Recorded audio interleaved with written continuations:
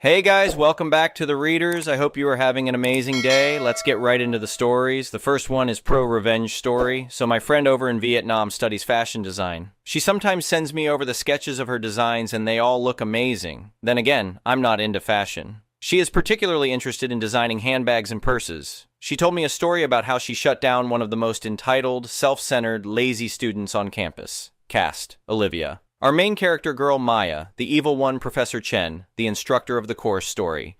At first, Olivia and Maya got along just fine. They were both interested in similar stuff and quickly became BFFs. Olivia decided to show Maya her sketches and designs for handbags and purses, and Maya was so impressed by it because the sketches were in incredible detail, including all the patterns and sew lines coupled with figurative measurements. "These are incredible," Maya had said, flipping through Olivia's sketchbook. "How do you get the proportions so perfect?" "Lots of practice," Olivia replied with a modest shrug. "I've been drawing since I was 8. Even Professor Chen was impressed by it, and it was no surprise that Olivia got a high mark on their first major exam. Maya didn't do so well and practically followed Olivia everywhere to get pointers on how to do better, so Olivia decided to help her out. Unfortunately, Maya turned out to be one of the most entitled, lazy, and selfish people that Olivia has ever met. Things that Maya did to piss Olivia off included, but not limited to, not paying attention, being late on their study sessions, never showed appreciation, didn't pay for coffee or snacks, complaining annoyingly about how hard it was to draw something. "Ugh, this is impossible," Maya would whine, throwing down her pencil after just 10 minutes of work. "Can't you just help me finish this part?"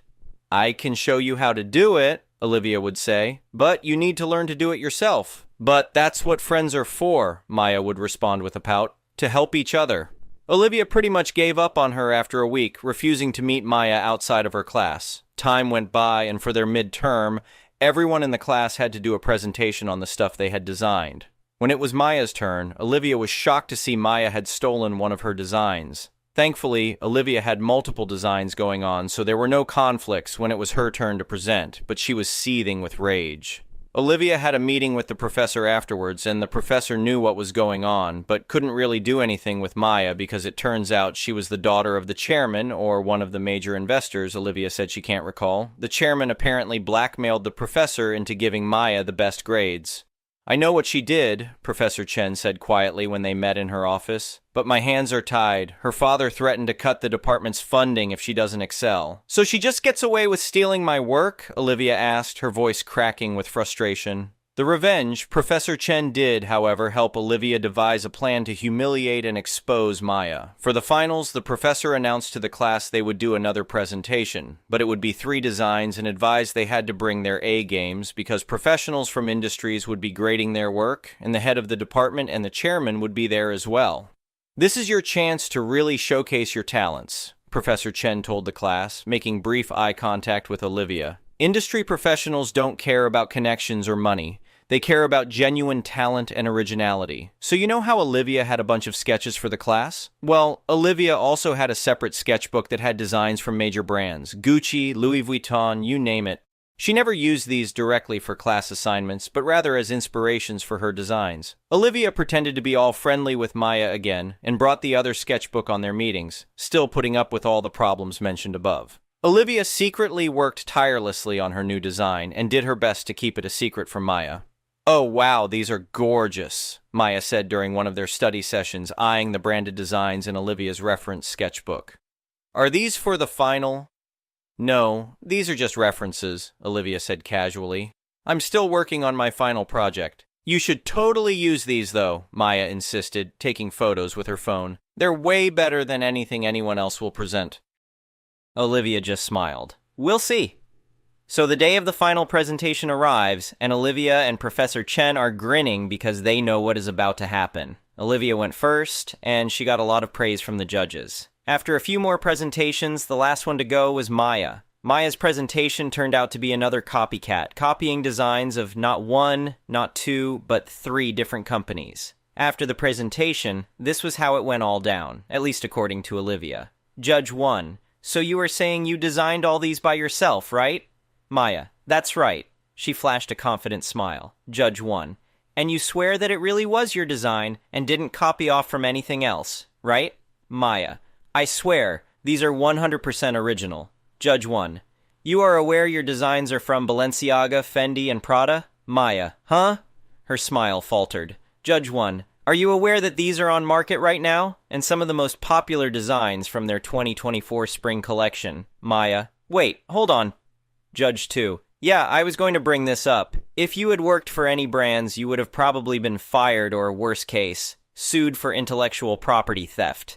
Maya. But, Judge 2, please, I am not done yet. Did you honestly think this would work? We judges have been in the industry for over 15 years. We know a copycat when we see it. Maya.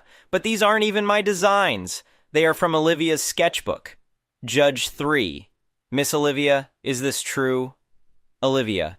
Yes, but I never use them for major projects nor call them my work. I just use sketches of them as inspirations for my own designs, which is standard practice in the industry.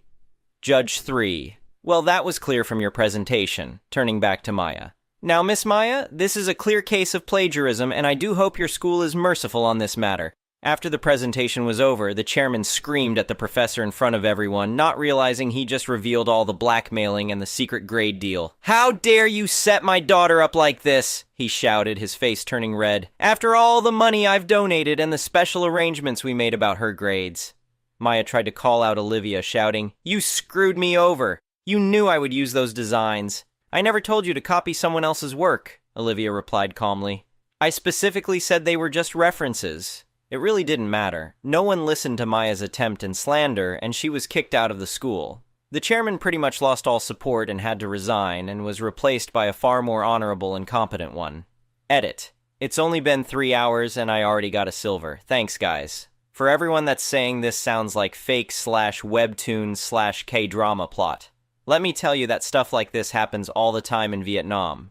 But most of the times, victims tend to just swallow the losses and try not to make a big deal out of it because they don't want the infamy of all drama that it will release. If you think gossiping and fake rumors were bad in US colleges, wait until you see what happens in Vietnamese colleges. Besides, the plots of webtoons and K-dramas are often based on or inspired by real-life events. I also forgot to add that Olivia passed with flying colors and was recommended for an apprenticeship internship over at Milan, but due to some visa complications, it was postponed to the following semester. She's there now, absolutely crushing it, according to her Instagram.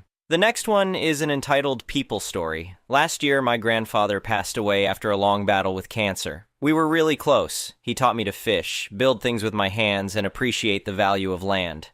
They ain't making any more of it, he'd always say. In his will, he left me a 5-acre wooded lot about 30 minutes outside of town. It wasn't worth a fortune or anything, but it had a small clearing that backed up to a creek, and I had fond memories of camping there as a kid. Grandpa bought it in the 70s for practically nothing, and over the decades, he'd occasionally talk about building a cabin there, though he never got around to it. I hadn't actually visited the property in probably 8 years. After the funeral and dealing with all the paperwork, I finally decided to drive out and check on it. The property had a dirt access road that cut through the trees, and I remembered exactly where to turn. As I pulled up, I noticed something strange. Tire tracks in the mud, fresh ones. And as I followed the access road through the trees toward the clearing by the creek, I saw it. A small cottage. Not huge, maybe 600 square feet, but definitely new construction. It had a covered porch, metal roof, and looked pretty well built.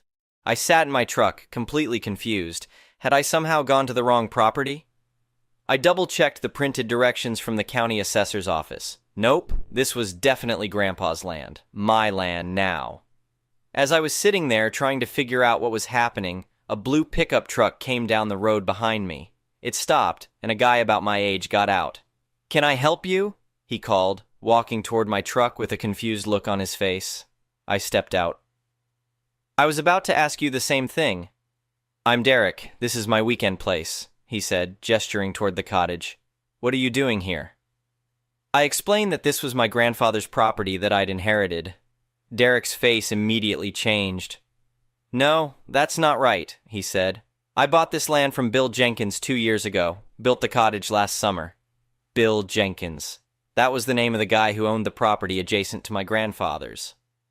"I think there's been a misunderstanding," I said carefully. "This isn't Jenkins' land. This is Walter Mason's property. My grandfather—" Derek's face hardened. "Look, I don't know who you are or what you're trying to pull, but I paid good money for this land. I have the paperwork to prove it." "So do I replied. Derek crossed his arms. Well, I've been coming out here for 2 years and nobody's said a word. I built a cottage. I cleared brush. I've invested over $60,000 here. I'm sorry to hear that, but this isn't your property. The conversation deteriorated from there. Derek accused me of trying to scam him, and I suggested he might have been scammed by Jenkins. We both left angry, with Derek warning me not to come back. As soon as I got home, I called the county assessor's office. They confirmed that the property was indeed mine, inherited from my grandfather, Walter Mason. I also called a real estate attorney friend who agreed to look into it for me. 2 days later, my attorney friend called with news. So I figured out what happened, she said. Jenkins sold Derek that parcel, but Jenkins never owned it. He owns the adjacent property. Derek built his cottage about 30 yards over the property line, completely on your land. So, what do I do? I asked. Well, legally it's pretty clear. The cottage is on your property, so technically it's your cottage now. But there are complications with improvements made in good faith, even on land that wasn't his. We should try to work this out before it gets messy. I agreed to meet with Derek with our respective attorneys. The meeting was tense. Derek brought a folder with his deed and purchase documents. It turned out Jenkins had sold him 5 acres at the end of Maple Creek Road with creek frontage. The legal description was vague, and there had never been a proper survey. Derek's attorney argued that since he had been using the property without challenge for 2 years and had made substantial improvements, he had some claim to it. My attorney countered that regardless of the improvements, the land was legally mine and always had been. Look, I finally said, I understand you got screwed over by Jenkins, but this land was my grandfather's. He left it to me. I'm not giving it up. Derek's face was red. I built that cottage with my own 2 hands every weekend for 6 months. You can't just take it. After more heated discussion, I proposed 3 options. 1. I buy the cottage from him at a fair market value and he walks away. 2. He pays me fair market value for the 5 acres and I sell him the land. Or 3.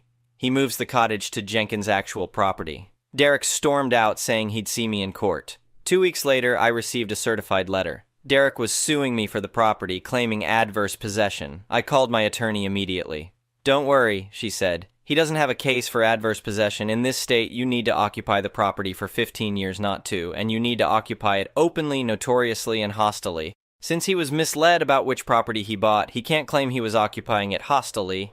He thought he owned it legitimately. She advised me to countersue Jenkins for fraudulently selling property he didn't own.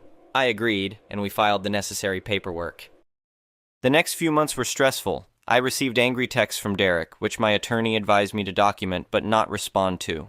One day, I drove by the property to find Derek had put up no trespassing signs all over. I called the sheriff, who came out and explained to Derek that he couldn't prevent the legal owner from accessing the property. The court date was set for 4 months out. In the meantime, I did more research on the history of the properties. I found old surveys in the county records office that clearly showed the boundary lines. I also discovered that Jenkins had tried to buy my grandfather's property multiple times over the years, but Grandpa had always refused. 2 months before our court date, Jenkins reached out through his attorney. He wanted to settle. He admitted he might have been confused about the property lines and offered to pay Derek for the cottage if I would drop the lawsuit against him. Not a chance, I told my attorney. He knew exactly what he was doing. Finally, our day in court arrived. The judge was an older woman who listened carefully as both sides presented their cases. Jenkins testified that he thought he owned that parcel and made an honest mistake. Derek testified about how much work he'd put into the cottage and how unfair it was that he might lose it.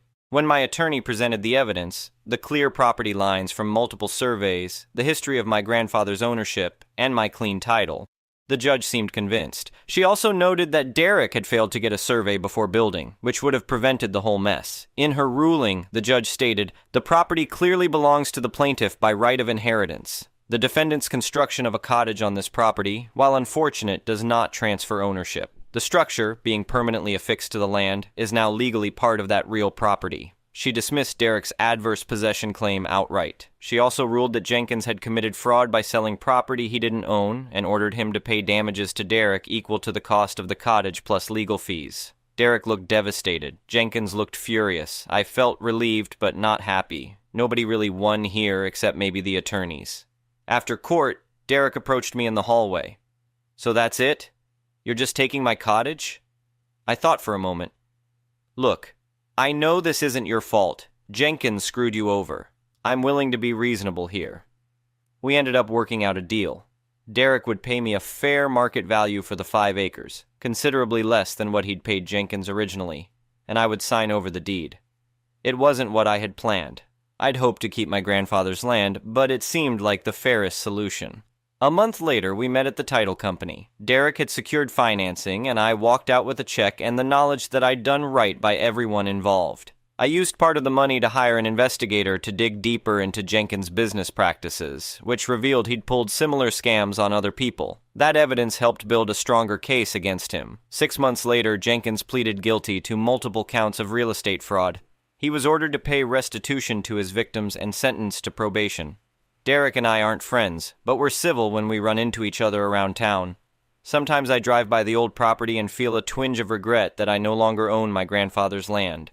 But I know he would have approved of how I handled things, standing up for what was rightfully mine, but also finding a solution that was fair to someone who had been wronged. The biggest lesson I learned? Always get a property survey before you build anything, and maybe check if your neighbor is a con artist before you buy land from him. The next one is a malicious compliance story. Hello all, I work as both a teacher and at your Arizona hometown grocer. After I finish teaching 4th graders, I go work in the deli department. There are tons of things to do: sweep and mop, take in the teas, the soups, tear down the hot case, which has about 20 items that get tossed out and have dishes needing to be done. I've developed a system where I work on the dishes as I go, and there is a bell to ring if someone needs customer service. Some customer didn't like this daunting task of having to ring a bell to get my attention, so a new policy has been adopted by the store management team. No doing dishes until the department is closed. This is a problem. The deli department doesn't have the hours to pay us past our scheduled time, and on top of this, any time we work past our scheduled time in the departments counts as overtime, double whammy for them. I didn't believe this was the case, but either way, this was a logistical impossibility. I knew that I couldn't do the dishes after the department closes without, going past closing time. Enter MC. I pace back and forth through the front of the deli, watching for customers as I clean the slicers and countertops, the only things I could do for cleaning because they were within eyesight of customers. I have about 6 customers from 7 walking past a 4x3x3 sink full of dishes piled past the top and spilling over. I keep thinking how dumb this is that I can't do the dishes right now, but resign myself to keep to my MC plans of only working on customer service until 7 p.m. I keep tearing down stations and the dishes keep getting higher and piled more messily. Finally 7 p.m. I start doing dishes and I finish about 2.5 hours later. I do this 2 more times during the week and get pulled into the office with the deli manager and assistant manager both there. Assistant manager says, "It appears that there's a bit of a problem here because you shouldn't be taking 3 hours to do the dishes." Then deli manager chimes in, "Yeah, why don't you do the dishes during in-between customers?" I slowly look over to a very sheepish-looking assistant manager who looks at me like they want me to shut pew. I said that management said I can't do dishes until the department closes. This started an argument back and forth between Sylvia, my deli manager, and the assistant manager that turned so angry that I got uncomfortable. "This overtime hours isn't coming out of my department. Fix it!" The assistant manager yelled back at her. "Look, you're overstepping here. We'll take it out of mine this time. Just OP. Make sure you do dishes in between customers." I got close to 9 hours overtime that week. Maybe I'll get some new shoes. The next one is an entitled people story. My husband and I own and operate a small contracting business, drainage work, etc. Our estimates are always free. We do not have employees and do all the work ourselves. This is all information we give prospective customers when they call us. Early this spring, a woman called us who had been referred to us by an acquaintance of ours. She was having some drainage issues that she thought was caused by a neighbor installing a concrete parking area. We told her we'd be happy to come take a look and give her an estimate. We showed up, spent a lot of time walking around, measuring, planning, etc. All the while, she was railing on her neighbor and talking non-stop about the lawsuit she'd filed against him. She told us her attorney had advised her to get some written quotes on how much it would cost to solve her drainage problems. Fine. We always provide written quotes on our letterhead. Of note, I was limping heavily, having recently broken some bones in my foot. I mentioned needing to sit soon because of it, and she asked some questions about it. I told her I was scheduled for surgery on X date to have things fixed. I sent her the quote the next day. Over the next few days, she sent several "how much would this be" emails for things that bordered on crazy. Even though it took me a lot of time and figuring for these extras, I happily obliged, as I always do. Fast forward 2 months, it was 3 days after my surgery, and we hadn't heard any more from her since the initial quote. We got a notification in the mail that my husband needs to come to the post office and pick up a restricted letter from an attorney. He had to take time out from doing absolutely everything around the house and in our business. I was completely non-weight bearing to go pick the letter up. It was a subpoena and a check for $35. Rather than call and ask us if we would testify about the drainage problems, she had her attorney subpoena us to be in court for 2 days. The $35 was state-mandated minimum compensation for 2 days in court plus mileage. I was in pain and I was in no mood. I called her and as politely as I could asked WTF. She said she didn't know her attorney was going to subpoena us. I told her we would effectively have to close our business for 2 days to honor the subpoena. She had subpoenaed the wrong person anyway, since it was me who puts the estimates together. And I couldn't sit in court even if I wanted to because I had to keep my foot elevated and couldn't even drive since it was my right foot. She said I'd have to talk to her attorney, so I left a voicemail for the attorney and sent an email explaining the situation. After a few days of not hearing from the attorney, I called the formerly potential client back and told her she needed to intervene. I have no control over what my attorney does. I told her, you absolutely have control over what your attorney does. Afterwards, I sent another email to the attorney telling her we had nothing to contribute, we had revoked the estimate, and even if we did have something to contribute, she had subpoenaed the wrong person and I was physically unable to sit in court for 2 days. Furthermore, asking us to close our business and sit in court for 2 days for $35 would be a financial burden. The attorney finally responded to my email a week later, a few days before the court date, and asked when a good time would be to meet with me to go over what I would say in court. It wasn't my proudest moment when I responded with, "Do you have some sort of reading comprehension problem?" She finally released the subpoena after I told her she really didn't want the jury to hear what I had to say about the ridiculous lawsuit. Also, the neighbor had a counterclaim for defamation and her client wouldn't shut up about all the nefarious doings of her neighbor while we were there looking at her property. I told her if opposing counsel asked, I'd be honest about that. Out of curiosity, I looked at court records after the trial date had passed. Of course she lost her case. It made me smile when I saw that her neighbor had won their counterclaim for defamation. The next one is an entitled parent story. I'm 22F, a recent grad still looking for my first career job in tech. Earlier this year, I worked 2 jobs, but after getting laid off, I've been surviving on part-time work and small freelance gigs. Even so, my family acts like I'm their full-time bank. I already cover my mom's phone bill, my car insurance, and other day-to-day expenses. Now she wants a $300 monthly allowance for bills. If I push back, she hits me with, "I took care of you, so you should take care of me." She and my stepdad also expect me to build free websites for their businesses, plus help with our family jewelry business. At a recent jewelry show, I came straight from an overnight shift, fixed my car at 8 a.m., worked the event all day, then went back to my night job. I paid for materials to make custom pieces, but my mom kept both that money and the money from her own sales. My older sister, 30F, couldn't make rent, so I sent her $500. My mom then told me to pick up extra shifts to keep helping her. My dad, who lives out of state, constantly asks for money, for himself or his friends, while spending his own earnings on alcohol. Before COVID, he was financially stable, but now he's broke and waiting for me to get my real job so I can fund him. He recently said I should have paid for him to go to Africa for his sister's 50th birthday, and now wants me to pay for a Christmas trip to London, even though I barely make anything right now, which I told him that. But he got mad saying you save for things you care about and hung up on me. My mom also got mad at me a few weeks back when she asked how much I had in my savings, but told her at this point nothing BC I had to dip into my savings to help my older sister with her rent. My dad wanted me to fly to visit him and my sisters and go to youth camp, so I saved to be able to do that, then while I was there had to dip into my savings to pay for more things. BC, my dad says, "You're an adult, Noon's going to pay for you." Also had to pay to get my car fixed, $900 for new tires, and my brakes were messed up, but she's mad. I have nothing left over at this point. I get that helping family is part of life, but I feel like I'm expected to fix everyone's problems while sacrificing my own stability. I can't save, can't plan my future, and have no room to just be.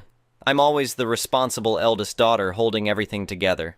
My mom and stepdad don't think I do enough, and I don't know if it's just a disconnect with me being an American child compared to them being immigrants from West Africa, or am I just lazy BC? My stepdad tells me all the time when I get home from working overnight I should be in the kitchen cooking for the house and I'm useless and dirty BC. My mom cooks majority for the house, or if I'm left to cook traditional African food and it's not up to par, how my mom's cooking is. It's a whole other issues. I'm exhausted, and I honestly don't know how much longer I can keep doing this. How am I expected to be everything for them on top of juggling my career life and getting a post-grad job and then just being able to have a social life too? BC, my stepdad says, all I do is stay in my room, which is not true at all. IDK, ID, just like some brutal honesty. If I am being selfish, please let me know.